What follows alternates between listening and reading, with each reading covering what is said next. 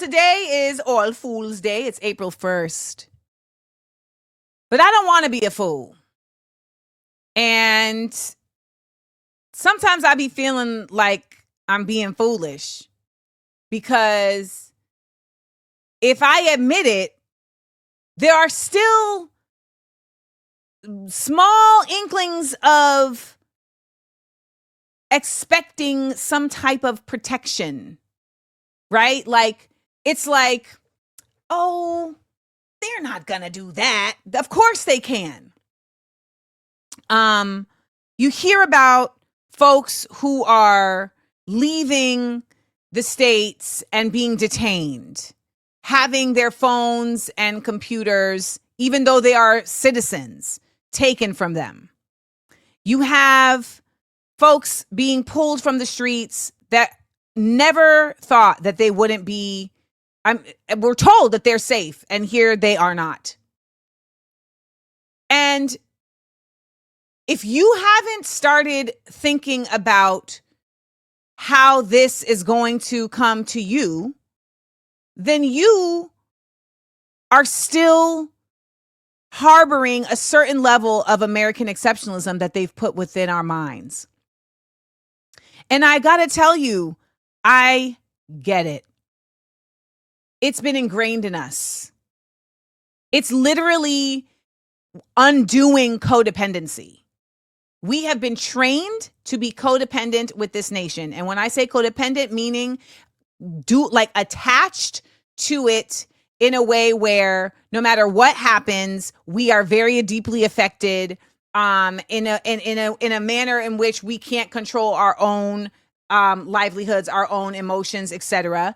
And where our allegiance to it is supposed to be what gives us value.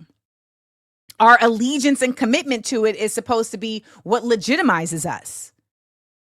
And that's what this whole patriot thing is.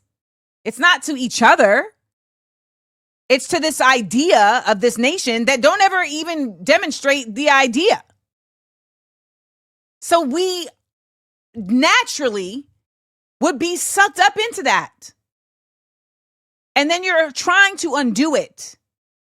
And so I find myself having to check myself that no matter how bad it gets for other people, you are a part of those people and it can get bad for you.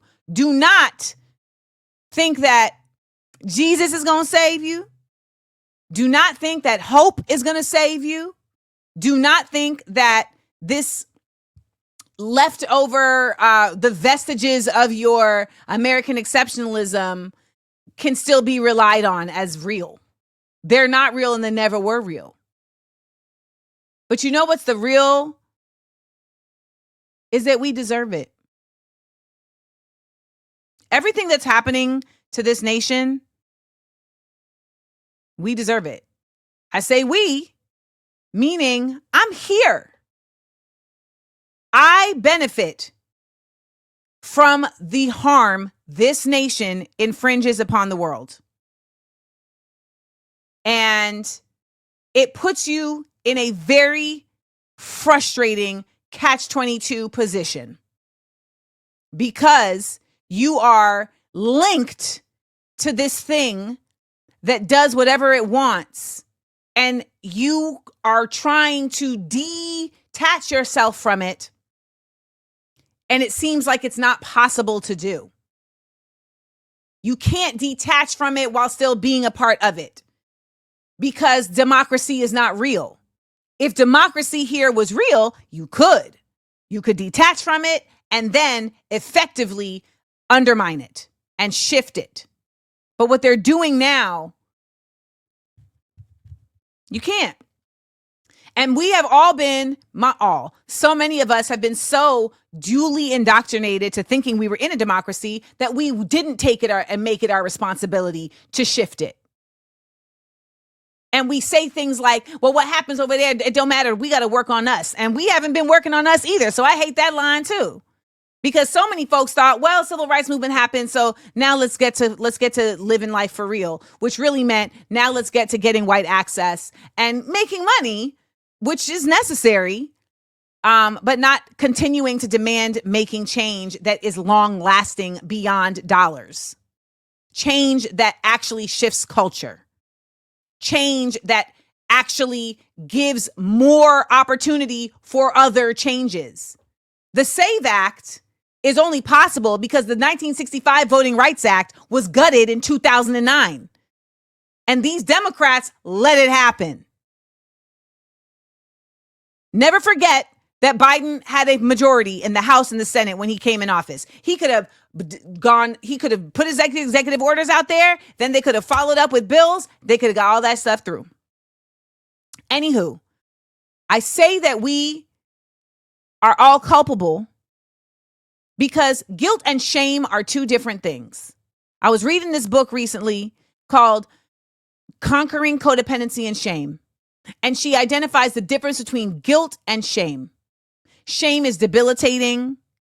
Shame does not have any actions that rid it because it is applied to you regardless.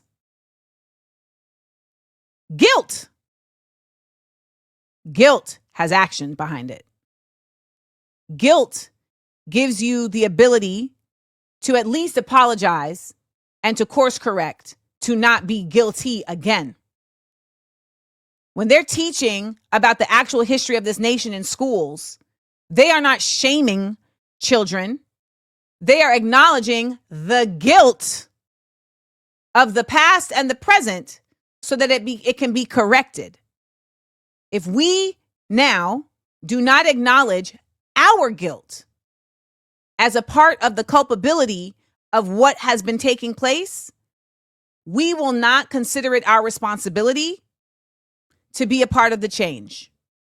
So when I see Americans, particularly Black folks, who act as if, well, we're Black, so we are not culpable, I hate to break it to you.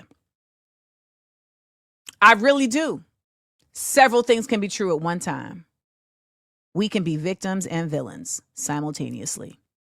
That's what it is to be American.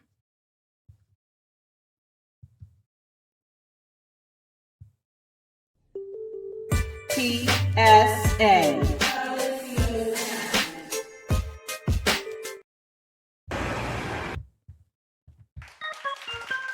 Woo! Hey, come on. Show your love.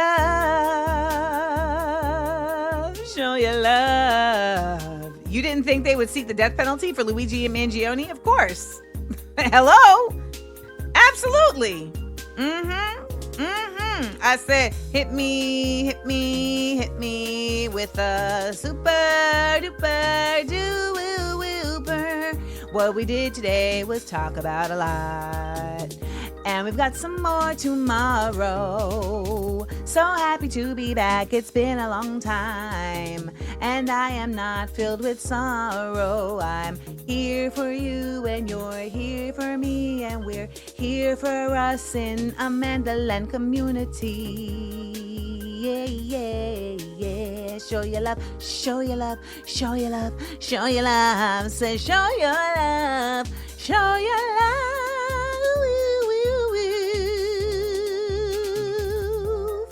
Drop a super.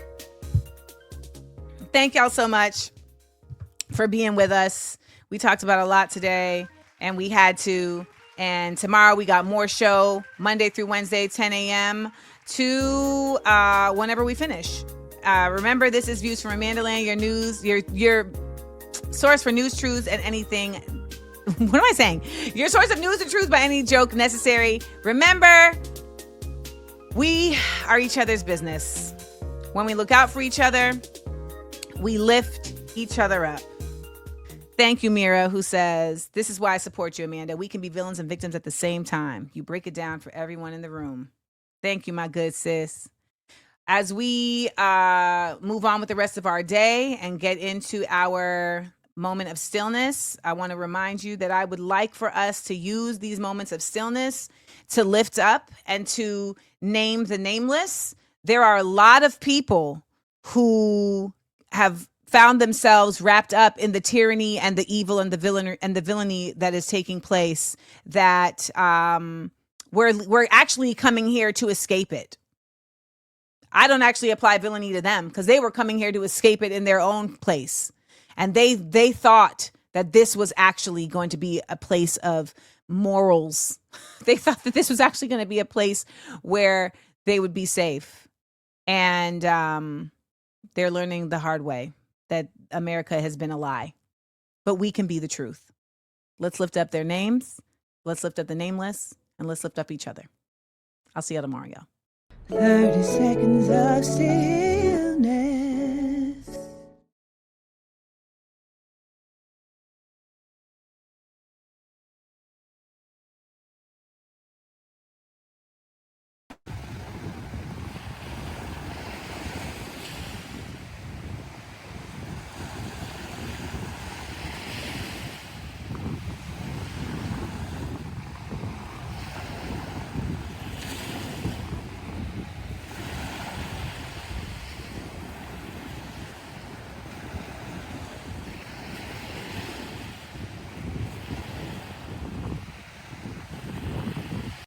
I enjoyed laughing and learning with you. Please make sure to like, comment, and subscribe. And tell your friends. Also, listen to the podcast. It's available everywhere pods are casted. Listen ad-free by subscribing to Patreon Amanda Seals. Come on and join the Seals Squad. Views from AmandaLand. Live 10 a.m. Eastern, Monday through Wednesday, with content on Thursday and Friday at YouTube Amanda Seals TV. Smart, funny, and